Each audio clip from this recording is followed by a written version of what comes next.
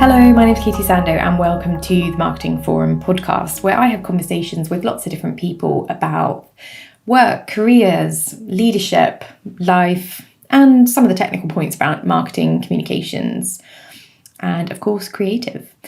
In today's podcast, I have a conversation with Amy Shakespeare. Amy is Innovation Manager for an organisation based in Cornwall called Cornwall Museums Partnership. There are over 70 museums in Cornwall, which is a little bit mad when you think about the size of the territory. And Amy's role is to work with those museums to help drive new audiences and work on projects through using things like new technologies and innovations, of course, hence Innovation Manager. There's some really interesting tech that goes on in Cornwall, so it's a really exciting pairing. And Amy's incredibly knowledgeable about things like augmented reality, virtual reality, how they're already being used, how they might be used in the future. And there's some really interesting elements that we can consider from a marketing perspective, even as SME marketers. So Amy is also the founder of a project called You Better Work. It aims to amplify the ambition of young women, trans women, and non-binary people across the world. She interviews people and puts them on YouTube, talks about different elements of their career, what inspired them, what got them started, and of course some of the challenges that people face. She has a feminist book club, and she's also studying for a PhD. So she's quite a busy lady. She somehow managed to find time for me, and I really hope you enjoy this conversation. There's some excellent nuggets and things maybe for us to consider when it comes to tech and innovation. Enjoy. Your role is Innovation Manager, and I was trying to think, okay, so for marketing, communicators, creatives, what's really important, like right now, like what do we need? Like, so I think we're in a hairy position when it comes to the end of the pandemic, because we are in this space where we're often seen as the people that spend the money in organisations. We're not necessarily tightly entwined with the commercial side of things. And so I think marketers and like all of us in that creative team are really going to be needing to prove ourselves and to tie in quite closely with the future of the business. And for me, innovation's a really important part of that. And so I kind of wanted to have a chat with you just around stuff like, what does innovation mean to you? Like, so not necessarily, I don't think you've got a huge amount of experience in things like new product development using trends research and innovation, but it's that side of things around, that reaching new audiences, communicating with new audiences.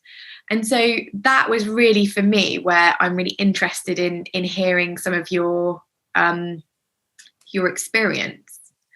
So you're managing, so your role now is Innovation Manager.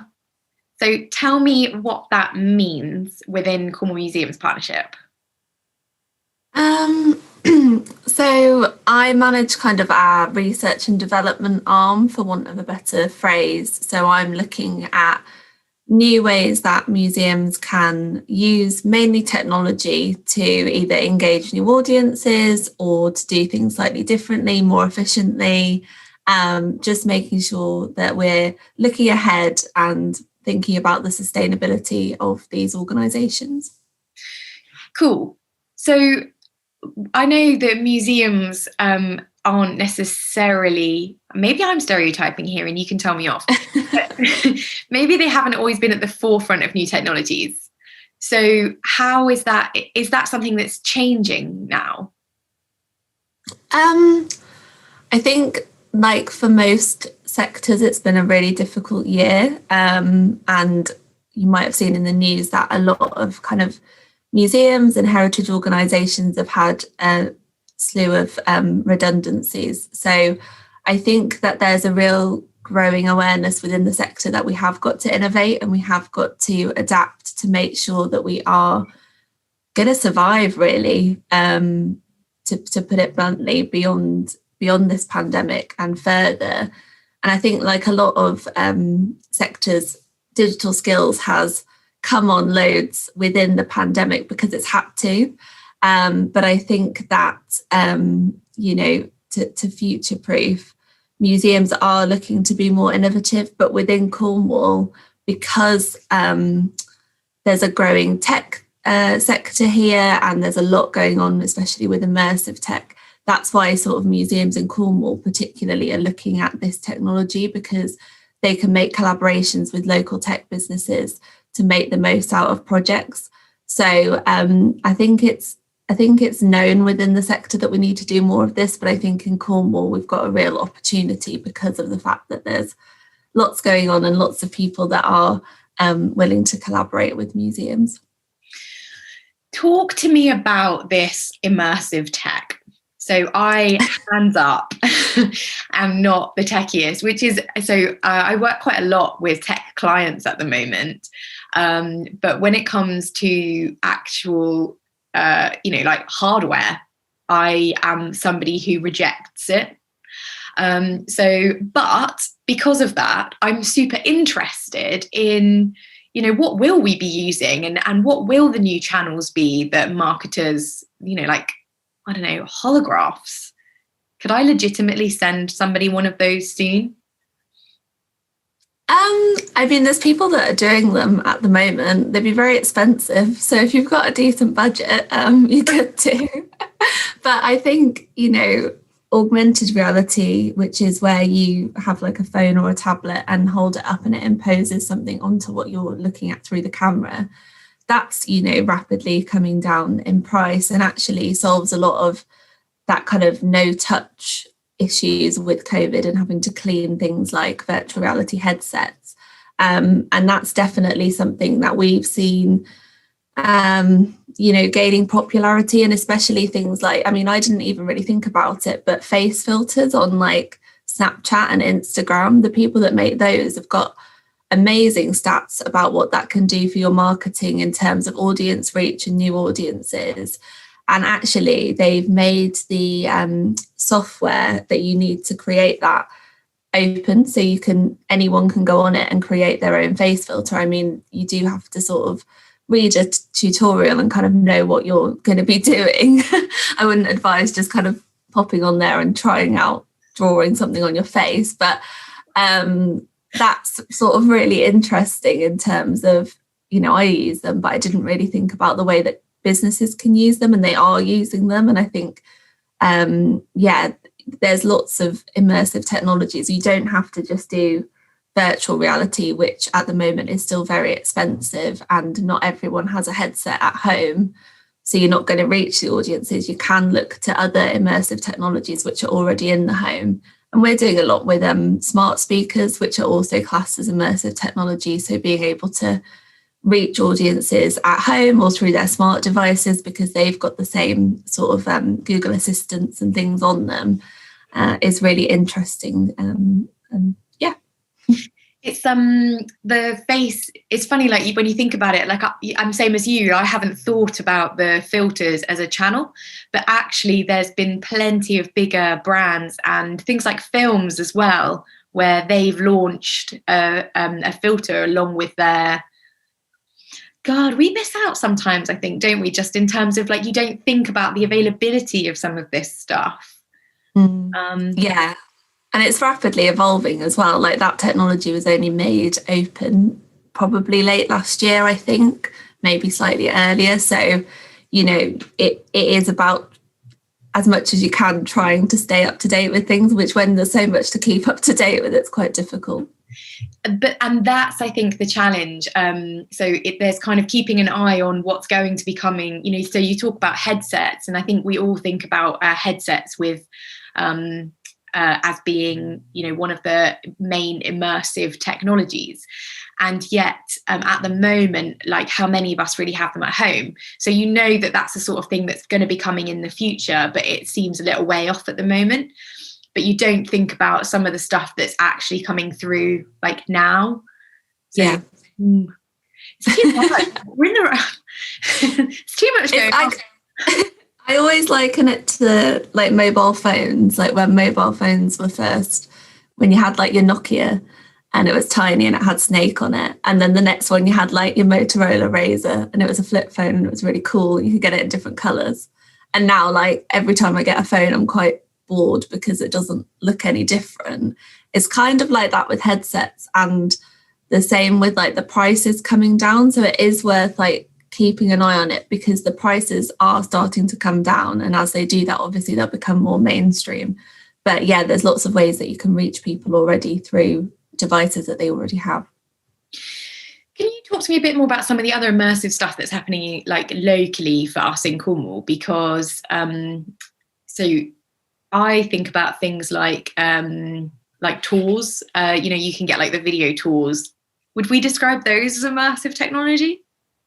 Yeah, I mean, people do. So you can get like 360 video, which is you can put it on YouTube and you can actually look around whilst the video goes. So I know that one company locally have been doing those, and you can go on like roller coasters and stuff. So it feels a bit, but you can like go on and look around as if you were actually on the roller coaster, which is really great for accessibility as well, actually, in terms of people who might not be able to have that experience, being able to do it at home. And you can put that on your phone through sort of Google Cardboard, where you can slot your phone in and it becomes like a mini headset. But there's so much going on. I mean, there's lots of people working within the field of games development, so they're looking at virtual reality and augmented reality in games. I know that some of the theatre companies are looking at how they can use augmented reality and immersive technology to make, exciting new theatre productions, which I think is going to be so cool. At the museums, we've got a range of virtual reality experiences. So again, like little games that you can interact with, or sort of more experiential pieces where you sort of sit and things happen around you, but you've got that ability to be able to look around the environment as it happens. And then we've also got things that people don't always think of as immersive technology. So apps that trigger at certain points based on GPS beacons. So you don't necessarily have to have mobile signal, which is great down here because the mobile signal is not always great. No, it's quite old, that technology now, isn't it? Like I remember years ago doing an app development workshop, and they had the beacons. Because at one point, I remember getting posted a beacon by a company or other. I know. You can get physical beacons that are like Bluetooth beacons. Yeah, they will have to put them in the corners of the...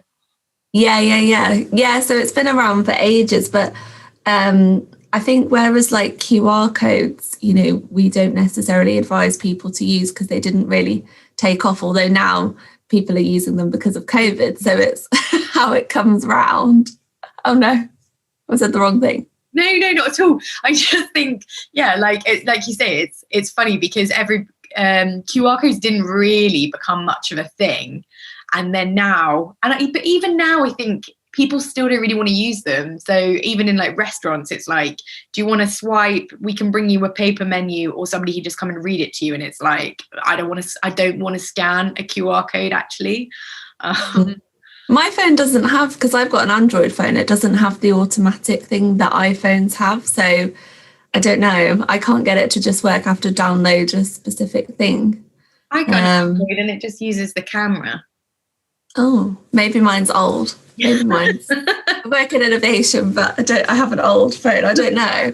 But, I think beacons have so much potential. I know that towns are looking at ways that you could have like a GPS beacon go off when you're outside certain shops, or to get you to go different places. There's a company called Data Duopoly who operate from Falmouth Launchpad, and they're looking at like big places like Eden Project, where you get a bottleneck of people maybe through the rainforest biome, and you want to get them to disperse a little bit. So they're looking at ways that things can pop up on your phone and attract you to, you get a free coffee if you go and buy a slice of cake or something like that, to try and move visitors around. So I think that there's lots of really exciting applications for beacons now.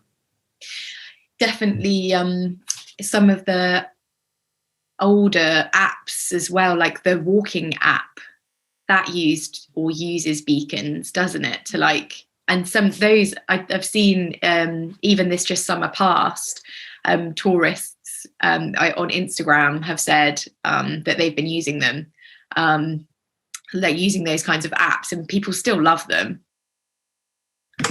Yeah, sorry, I've just put myself on mute because the dog barked. It won't be the last one, I'm afraid. Don't worry about it. I'm a little bit concerned that mine is snoring in the corner, and that's probably going to be picked up on the audio. Like, what is that, like, low rumbling snore? I've had that where I'm on the phone to someone and I'm like, it's really not me, I promise. I'm not kind of snoring whilst you're talking. The problem with the podcast is that it picks it up quite, like, because all you're doing is listening. So any kind of extraneous sound is really... So I'm going to get in trouble. Sorry, guys, that you can hear a dog snoring in the background. It's ambience. It's fine.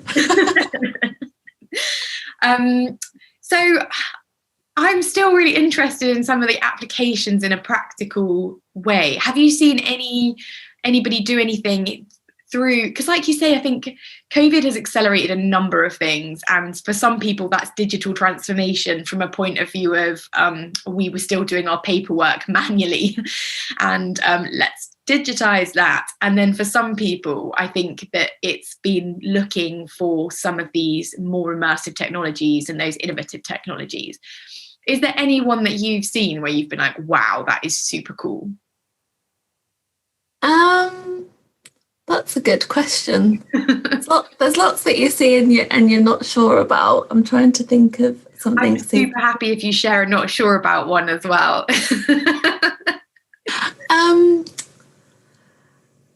trying to think now. Because like, haven't some shops done stuff where they've kind of like digitized their store environment? Yeah. So I know that so IKEA, for example, were very ahead of the curve with that, where you could download an app and sort of recreate your lounge, for example, and see different furniture within your space, and look at, it's all IKEA furniture. You can put like your grandma's coffee table in it as well, but you could get an idea of what your lounge could look like. And I think over lockdown, more places have done things like that. I know that they actually did trial it, that you could do it on a headset in certain countries. So I think in like Germany, you could go into an IKEA and put a VR headset on and like walk around your lounge. But over lockdown, I think more places have done that. And it's things, again, that you don't always think about as immersive technology. So scanning the clothes and being able to try them on, or the same with, like, I've seen like hairdressers do it, where you can try on different hairdos, hairstyles. And I think, just more places are looking at, the main thing is like how to reach people at home. And I hope that kind of... You can record that bit again. Just checking that he's not going to suddenly... I'm going to keep... Does he like it when your boyfriend goes out? He just barks whenever someone leaves. It's just like we can't stop him from doing it. He's like, why are you leaving me? Yeah, we had a dog trainer around, and she was like, does he do this every time? And I was like, yeah. What are they how are they stopping it? Then they said like to try and make him sit and just like do something else, which is fine when like you're with him. But if we both leave, we can't make him stop. We can't make him sit. It's very difficult. Yeah. That my partner's just gonna holler down and see if he's left.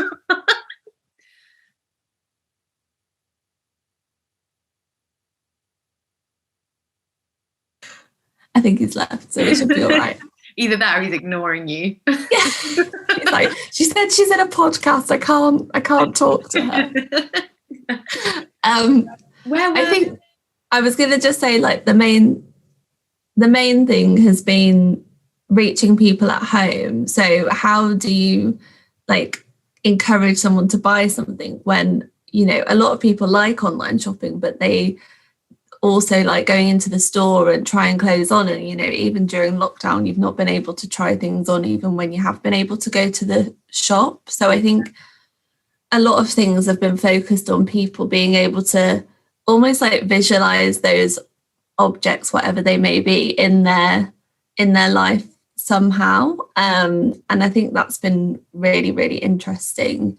And yeah, I think just the way that people have adapted, and different sort of theatres or dance companies or whatever have put things online, and you can like talk to other people whilst they're on. And I think that that's really interesting, and I wonder how much of that will continue. Obviously, we don't know how long the pandemic's going to go on for at this moment in time, but also, you know, how much will things shift towards a new normal where actually people are quite happy to purchase online if they can get more of a realistic sense of what those things are like by 3D scans and being able to look around them and doing them in different ways. Then perhaps people will stick to that a little bit. There's definitely businesses and organizations that it's easier for. You know, I've seen you know, like I want to say real estate. What is it in English?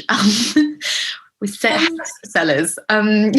Estate agents. Estate agent. What way? I'm watching too much TV. I know, but the irony is I don't really watch any. Anyway, whatever. Thank you, brain. So definitely things like virtual tours of houses, you know, things like that. Perfect. Happy days. Hospitality experiences, super hard to translate. I have seen a few people do it really interestingly with things like meal boxes, which are more than just, so it's not just like a takeout, but it's things like where they are, you know, are including bespoke menus, candles, linens, like all of that kind of stuff. And obviously you're going to be paying for the privilege, but and I'm not saying that there's like a tech element to it necessarily, but it's definitely you know, people are trying, aren't they, to innovate around this stuff. But I don't know about you, but personally I just feel like nothing can replace that live hospitality feeling. It is, yeah, I feel the same. And I think like when you go to restaurants now, or, you know, cafes, and they've got the sort of order to table on your phone, at first I was thinking, oh, this is quite good. It must be really efficient for them because they haven't got to come over and take an order, and it can all just come to one place and they can kind of make it and deliver it. But then I thought it takes away that human element, and, you know, kind of I was thinking about people leaving tips. Are they less likely to leave tips because they're not getting that as much interaction with their server as they would normally? So actually, is that having a detrimental effect on the people? And you could leave a tip on the app, you know, the app where you order to table, but you haven't had your food yet. So how do you know if you want to, how much of a tip you want to leave? Like really poor. Can I abort it? Yeah. Right, but like, you know, I think it's really difficult. Like you say, not immersive technology, like we've been talking about, doesn't work for every sector in terms of that on the ground experience. I think there's lots of ways that it can work for every sector in various capacities, whether that's pre-visit, post-visit, you know, on site. But hospitality is one way that it just, I can't really think of too much where it would be that helpful. No, agreed. It's I definitely think, you know, that a lot of this innovation is going to be about enhancement, isn't it? It's not going to be like, well, I don't want it to replace all of my life's experiences. You know, it's about, so from, you know, with a marketing hat on, I suppose it's about enhancing experiences. It's about new channels to reach audiences. It's about meeting them where they are. But it's not, you know, then with my personal hat on, you know, it's like, please don't make me sit away. I like sitting at the bar, for example. You know, I don't want to have to do that through a headset. I have seen, I can't remember where it was, but I have seen an interesting restaurant where you could like book a table and then it would assign you a table, and then you got to go in online and just do like a 360 of where that table was and if you were happy with it, which I thought was really interesting. So if you do like to sit by the bar, or you wanted to sit by the window, you could You could go, no, by the bar, please, or click on it. Sit at the bar anymore. One of the things with hospitality where I have seen the like sort of the VR kind of stuff is things like training. So you could train people on the bar, you can train people on the floor, in the kitchen, whatever it may be, without them actually having to be in your establishment. But even so, that's not so much about customer side, it's more the commercial kind of training side. But then I do think some of those technologies will be a really useful tool for training and education. Yeah, I think Digital Catapult, who do a lot of work in immersive tech, they have picked out training and skills development as one of the top ways that immersive tech will become more mainstream, and it's already making a huge amount of money for the UK economy, but training and skills development are set to be where it'll make even more money. And I think it's really interesting with different things that you can't necessarily train people on site or in real life to be able to do it virtually can offer up new possibilities, and people can practice a little bit before I think they were saying like even surgeons and stuff can practice doing the operations, but not really. Just so they've got some sort of sense, because at the moment they're just looking at a textbook or a PowerPoint presentation, or I don't know, like however they do it with photos and things like that, or shadowing, but until they actually try it live, so to speak. So there's lots of things like that where something's dangerous, you can try it out beforehand on a virtual reality headset. And I guess like volume as well. If you've got, I don't know, are you trying to train people? I was thinking about construction, or like electricians or something. You might want to try and train 300 people at one time. It's going to be a lot easier to do that remotely than it is trying to find a classroom. But I definitely think it's exciting. And I also think what's exciting is that you've just signed up to a PhD. Yeah, exciting or stupid. It's like 7 years, isn't it? It is, because I'm doing it part-time whilst I work. So yeah, if you do it full-time, it's sort of 3 to 4 years, but I've decided to do it part-time. So yeah. So did I read correctly that it's in philosophy?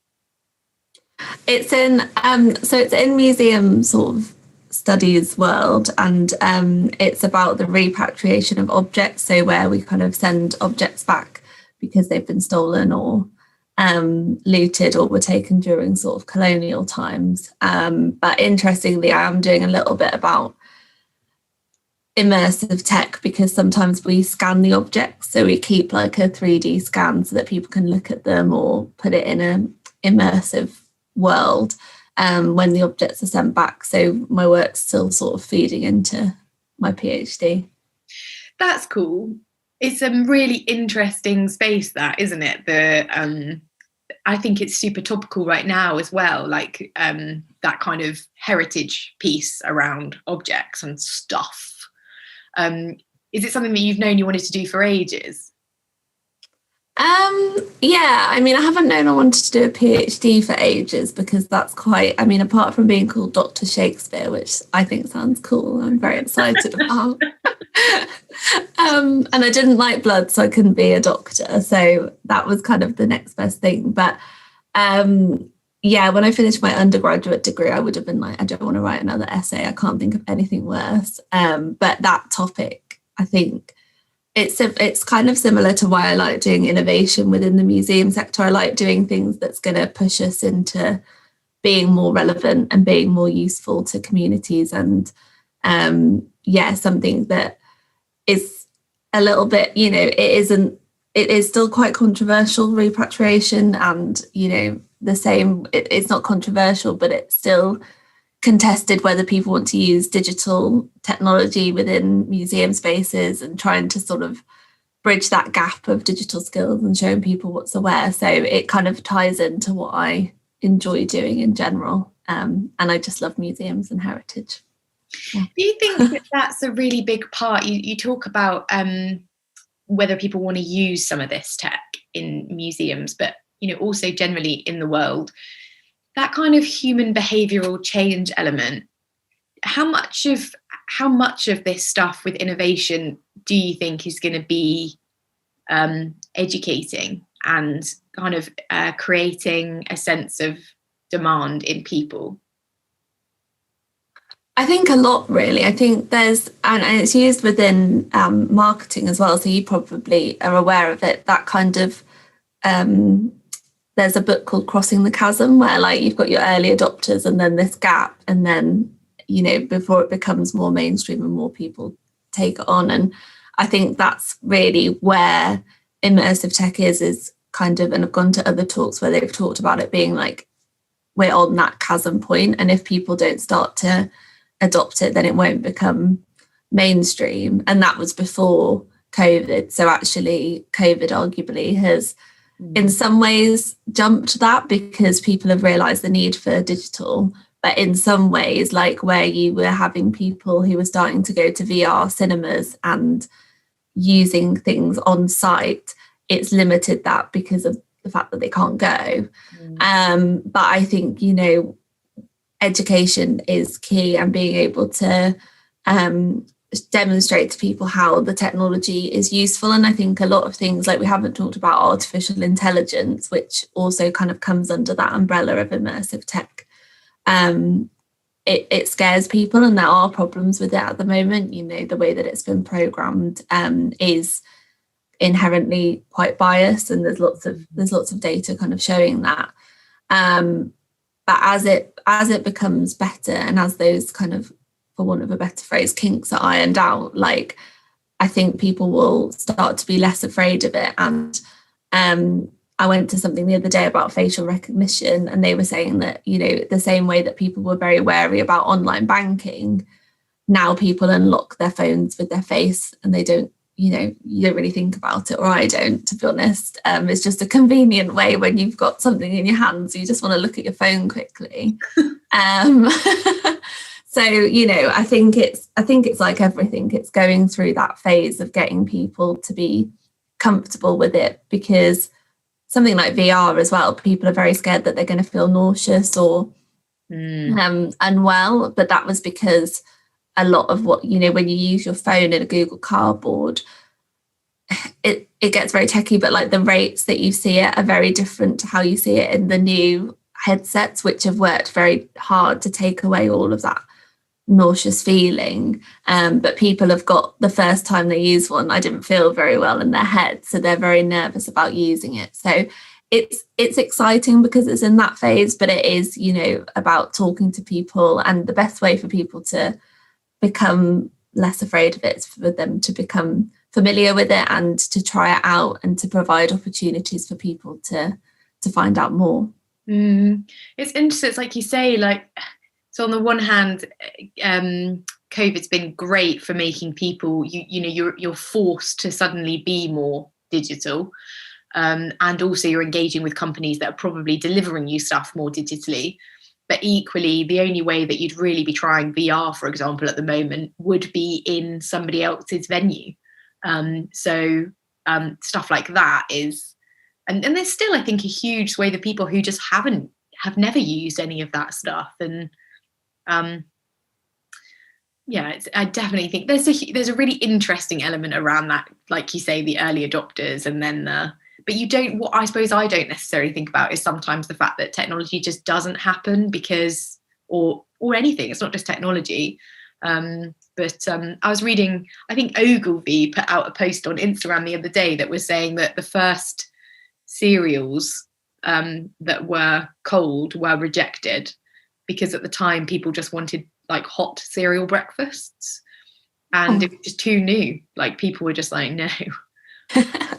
Yeah, it's a really big issue actually, and probably similar to that, like in terms of marketing. For a VR experience in particular, it's so different to anything else that we have to market. It's very difficult. You know, there's been recent reports by the Audiences of the Future, which is a big project about immersive technology. And they were saying that because virtual reality in particular is so different to anything else, it's really difficult to convey what people are going to experience. especially if they haven't tried virtual reality before.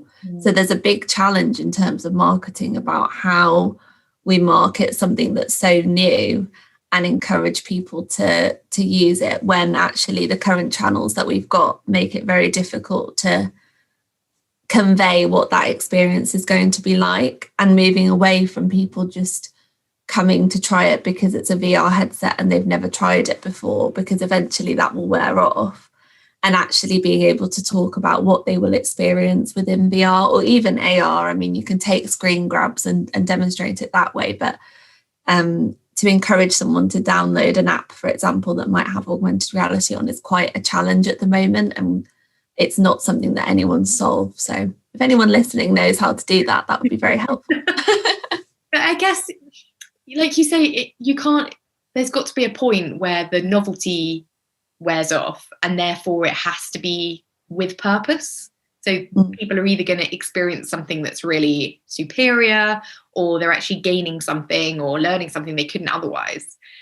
So, do you think that's going to be an issue where actually in certain spaces that the technology maybe doesn't have a point?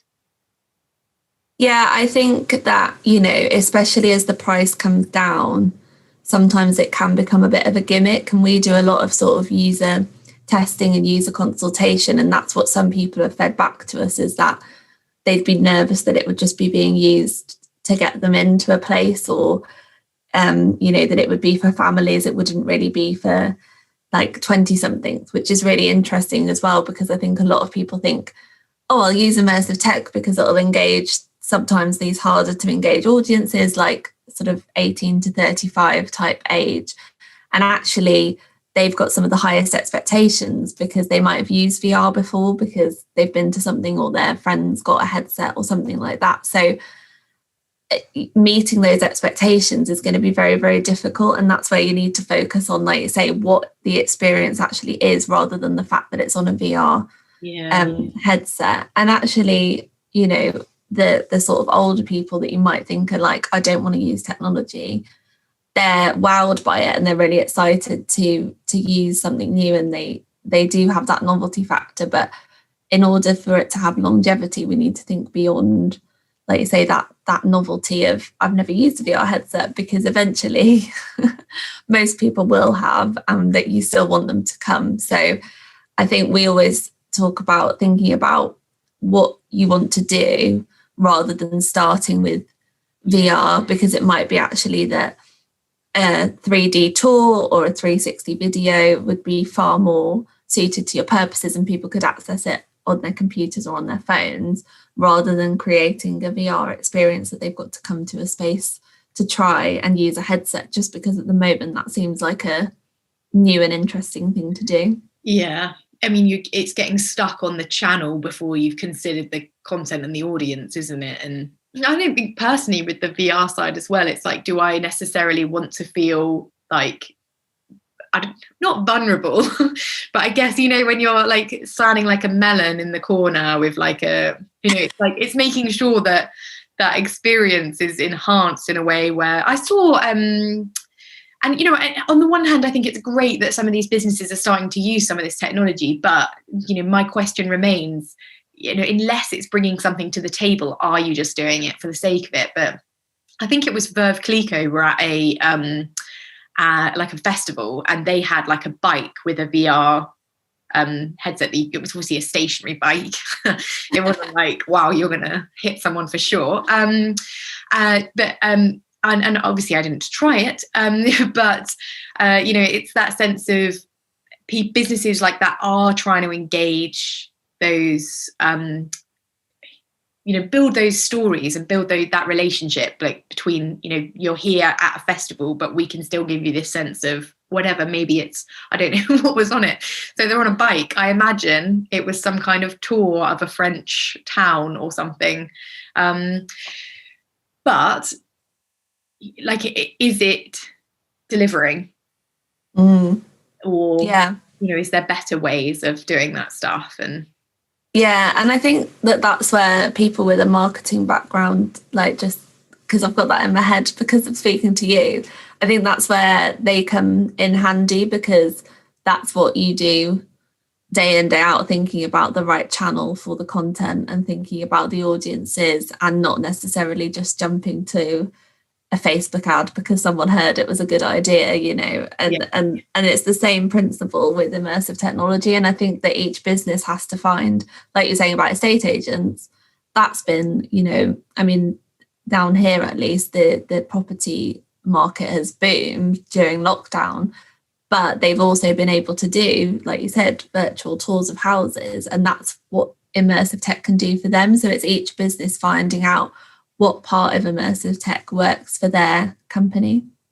Definitely. And I think that's the part that's exciting. And I don't, you know, I suppose I probably have an inherent tendency to go towards the like, no to newness as a person. Change is bad. But actually, you know, I don't think that at all. Like, I do think there's loads of opportunity and it's exciting. And I want to hear more about what the new channels are going to be, because the more tools you have at your sort of disposal, the more effective a lot of marketing and comms is going to be.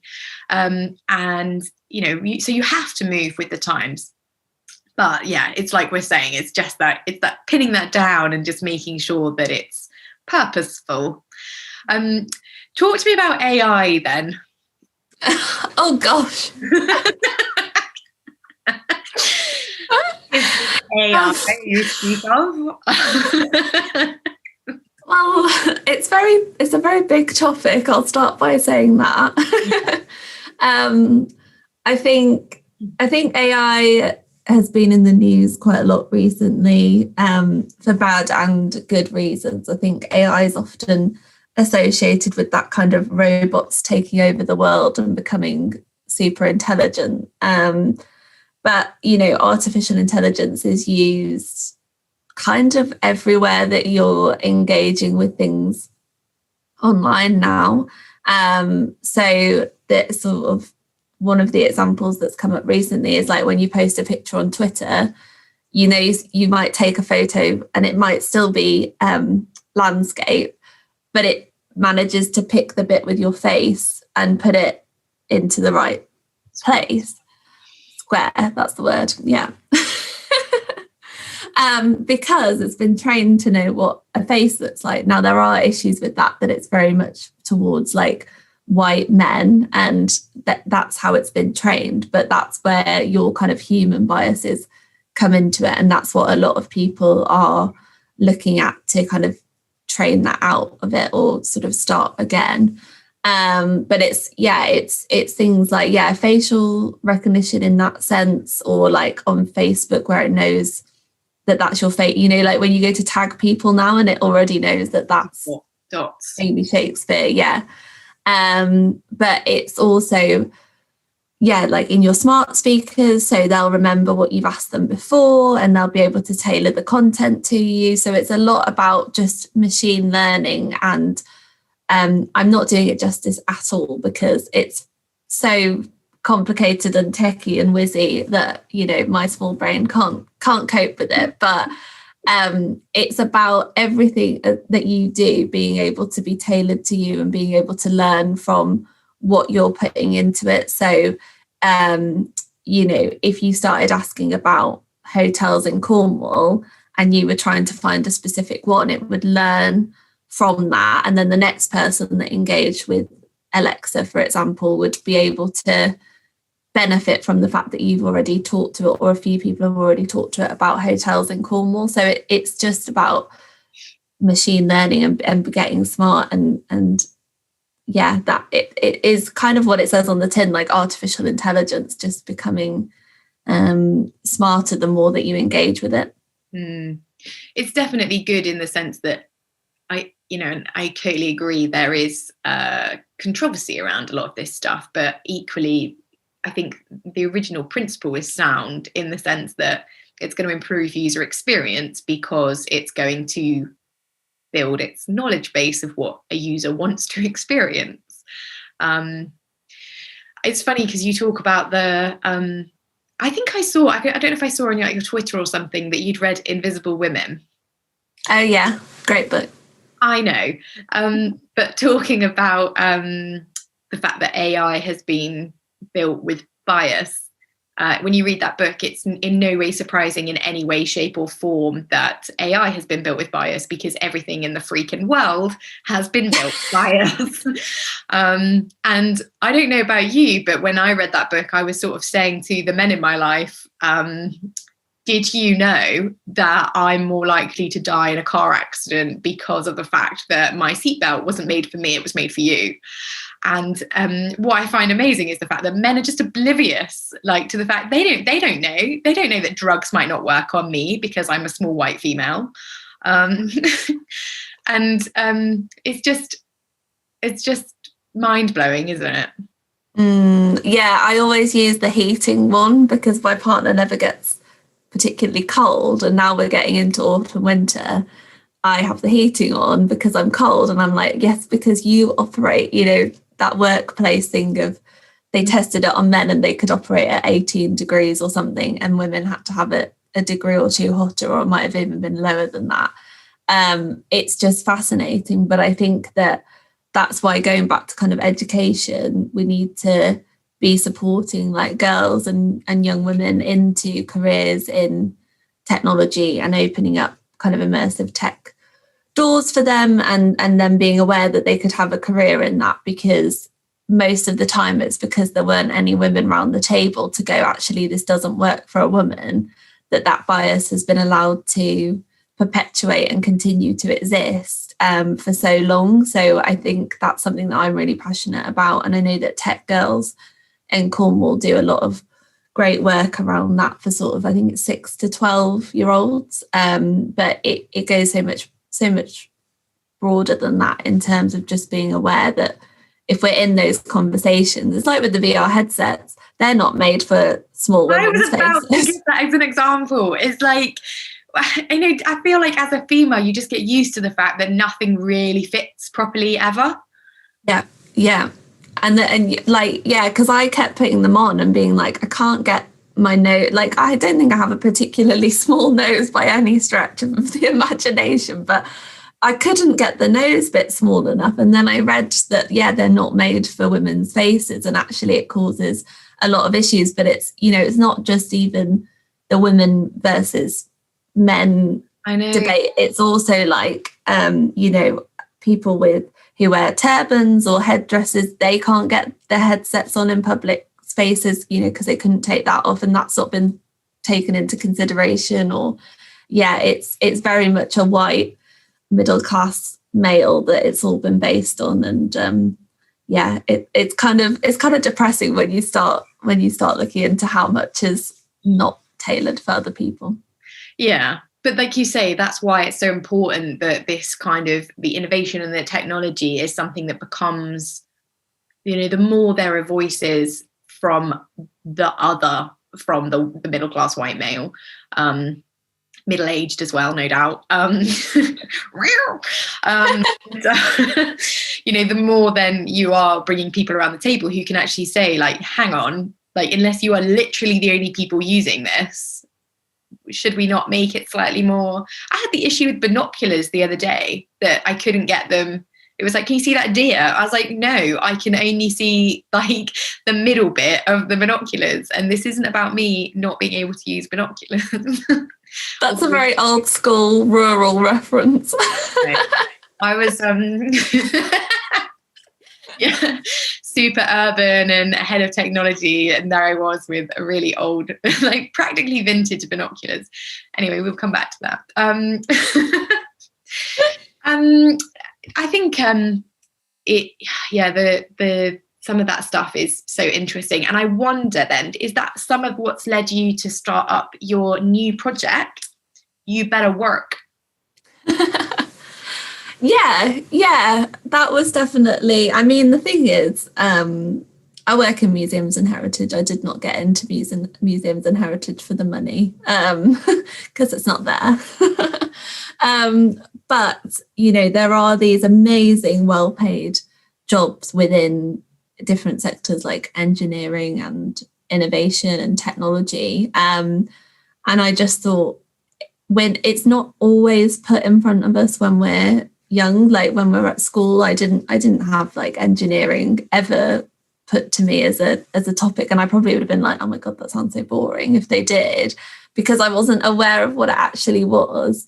So it was kind of that side of things. It was kind of ambition within women, I think, is often referred to as quite a dirty word, and you know, it's that whole thing again of like, where men would be called assertive, we're called bossy, and where men would be called ambitious, we're called, you know, I don't even know, like climb over anyone to get to the top is often used, like, and that's not always the case. And then it was also just in terms of what I was seeing online, like the sort of, I guess, the Mrs. Hinch effect, who I do follow, and I have bought like lots of cleaning things, and I do enjoy following these kinds of tools. I haven't done any cleaning, but I had all good intentions, believe me.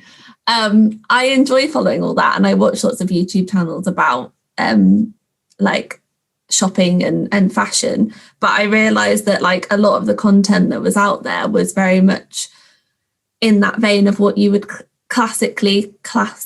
typically class as feminine, and then men were having different things, you know, put in front of them in terms of content. So I really just wanted to break up that content a little bit with people talking about the amazing things they've done in their careers. And you know, I talk about, like the other week I did a vision board and trying to talk about ways to set goals. So yeah, it's just to kind of raise awareness really of the different roles that there are and of the amazing things that young women are doing. And I've got like a video going out in a couple of weeks that I did with someone who developed the Facebook care reaction. You know, that little like heart that you can now have that's emerged over COVID. Like, she worked on that, and she does all sort of facial expression recognition stuff, and it's really interesting. And she's pioneering a whole new field, really. And I just don't think that gets shouted about enough. So yeah.